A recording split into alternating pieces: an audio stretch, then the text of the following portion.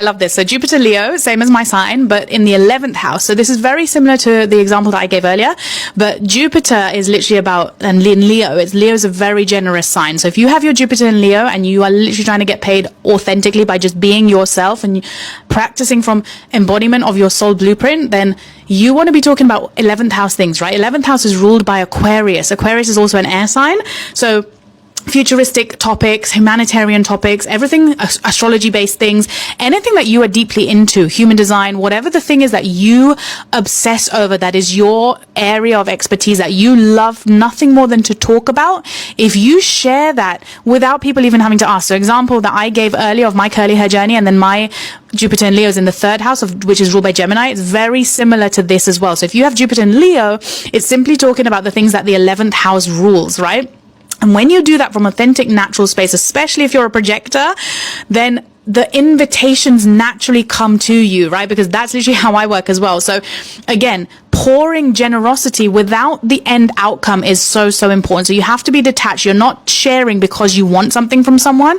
You're sharing it because it lights your soul up. You're sharing it because that is literally what you're designed to do. You see people, you want to share with them the 11th house stuff that you're so into naturally, and the right people who are your soul aligned clients will naturally invite you into their spaces. Whether it happens that there and then or a year later, that's on to divine timing. But Jupiter in Leo is all about being generous with their energy, right? So if you're generous with your energy in the 11th house topics, all the stuff related to human design or whatever the thing in Aquarius, humanitarian, you just being a helping hand and being generous again with your energy, that in itself can result in an opportunity or abundance or luck or expansion. So reflect into like the experiences that you've had if you have stepped into your Jupiter Leo energy in the 11th house, and then notice, have you had that type of experience already?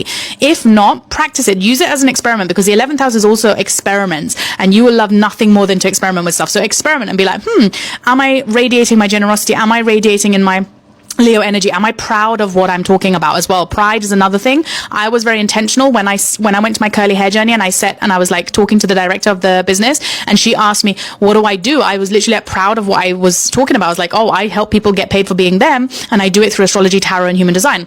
And she was like, oh my God. And then I just gave her a free astrology reading. So again, giving out free stuff, that is the Jupiter, that's the Leo energy. It wants to give, it wants to share, and it does it in a very proud, bold, courageous way, right? So when you speak from those spaces with topics to do with the 11th house, abundance just flows to you. So I hope that helped.